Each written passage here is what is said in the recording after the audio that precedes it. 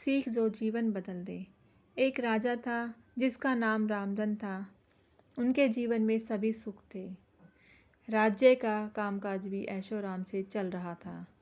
राजा के नैतिक गुणों के कारण प्रजा भी बहुत प्रसन्न थी और जिस राज्य में प्रजा खुश रहती है वहाँ की आर्थिक व्यवस्था भी दुरुस्त होती है।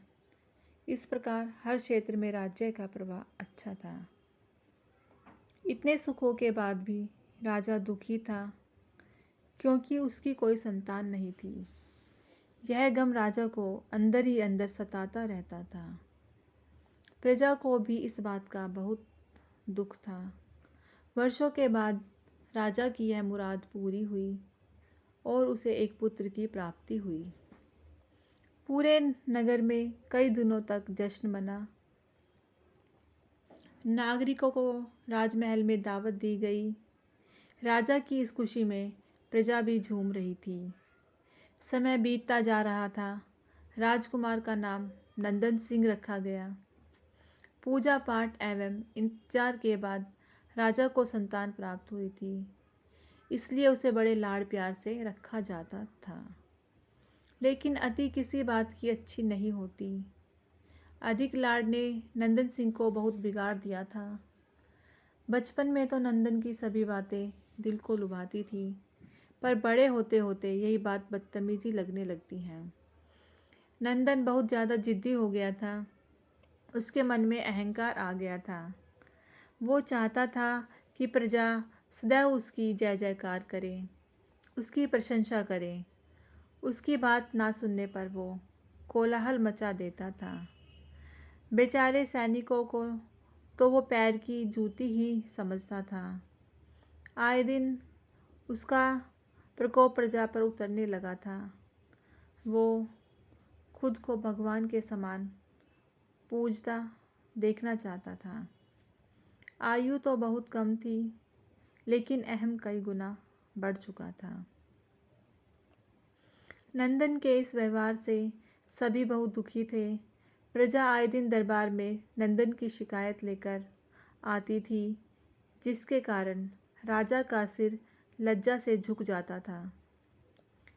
यह एक गंभीर विषय बन चुका था। एक दिन राजा ने सभी खास दरबारियों एवं मंत्रियों की सभा बुलवाई और उनसे अपने दिल की बात कही कि वे राजकुमार के इस व्यवहार से अत्यंत दुखी हैं। राजकुमार इस राज्य का भविष्य है। अगर उनका व्यवहार यही रहा तो राज्य की खुशहाली चंद दिनों में ही जाती रहेगी। दरबारी राजा को सांत्वना देते हैं और कहते हैं कि आप हिम्मत रखें, वरना प्रजा निस्सहाय हो जाएगी। मंत्री ने सुझाव दिया कि राजकुमार को उचित मार्गदर्शन एवं सामान्य जीवन के अनुभव की जरूरत है। आप उन्हें गुरु राधागुप्त के आश्रम भेज दीजिए। सुना है वहाँ से जानवर भी इंसान बनकर निकलता है। यह बात राजा को पसंद आई और उसने नंदन सिंह को गुरु जी के आश्रम भेज दिया। अगले दिन राजा अपने पुत्र के साथ गुरुजी के आश्रम पहुँचे। राजा ने गुरु राधागुप्त के साथ अकेले में बात की और नंदन के विषय में सारी बातें कही। गुरुजी ने राजा को आश्वस्त किया कि वे जब अपने पुत्र से मिलेंगे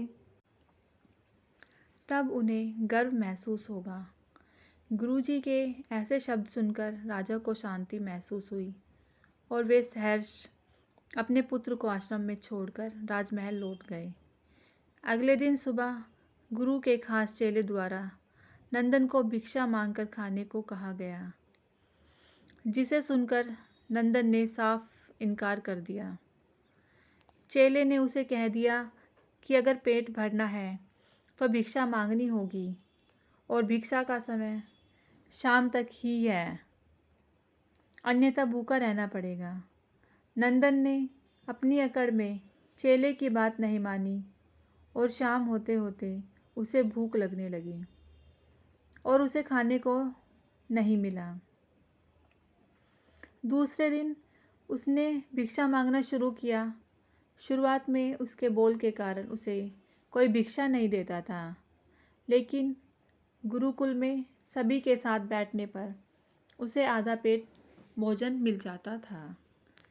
धीरे धीरे उसे मीठे बोल का महत्व समझ आने लगा और करीब 1 महीने बाद नंदन को भरपेट भोजन मिला, जिसके बाद उसके व्यवहार में बहुत से परिवर्तन आए। इसी तरह गुरुकुल के सभी नियमों ने राजकुमार में बहुत से परिवर्तन किए, जिसे राधा गुप्त जी भी समझ रहे थे। एक दिन राधा गुप्त जी ने नंदन को अपने साथ सुबह सवेरे सैर पर चलने को कहा। दोनों सैर पर निकल गए। रास्ते भर बहुत बातें की। गुरुजी ने नंदन से कहा कि तुम बहुत बुद्धिमान हो और तुम में बहुत अधिक ऊर्जा है, जिसका तुम्हें सही दिशा में उपयोग करना आना चाहिए। दोनों चलते चलते एक सुंदर बाग में पहुंच गए, जहां सुंदर सुंदर फूल थे, जिनसे बाग महक रहा था। गुरुजी ने नंदन को बाग से पूजा के लिए गुलाब के फूल तोड़ने को कहा। नंदन झट से सुंदर सुंदर गुलाब तोड़ लाया और अपने गुरु के सामने रख दिए। अब गुरुजी ने उसे नीम के पत्ते तोड़कर लाने को कहा। नंदन वो भी ले आया। अब गुरुजी ने उसे एक गुलाब सूंघने को दिया और कहा, बताओ कैसा लगता है। नंदन ने गुलाब सूंघा और गुलाब की बहुत तारीफ की। फिर गुरुजी ने उसे नीम के पत्ते चखकर उसके बारे में कहने को कहा। जैसे ही नंदन ने नीम के पत्ते खाए, उसका मुंह कड़वा हो गया और उसने उसकी बहुत निंदा की और जतर कतर पीने का पानी ढूंढने लगा। नंदन की यह दशा देख गुरुजी मुस्कुरा रहे थे। पानी पीने के बाद नंदन को राहत मिली। फिर उसने गुरुजी से हंसने का कारण पूछा।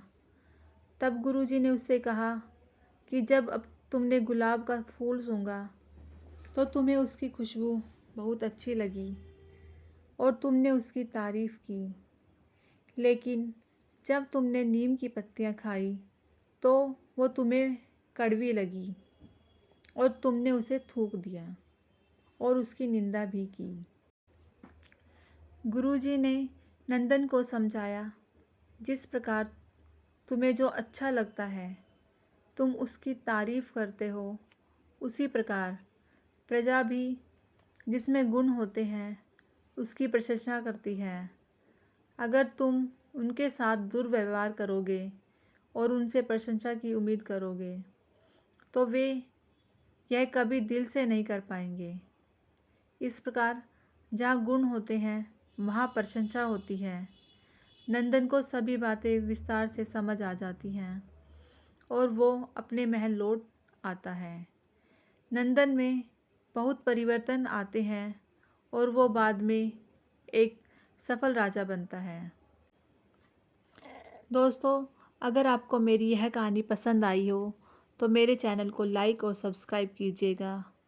कहानी सुनने के लिए धन्यवाद।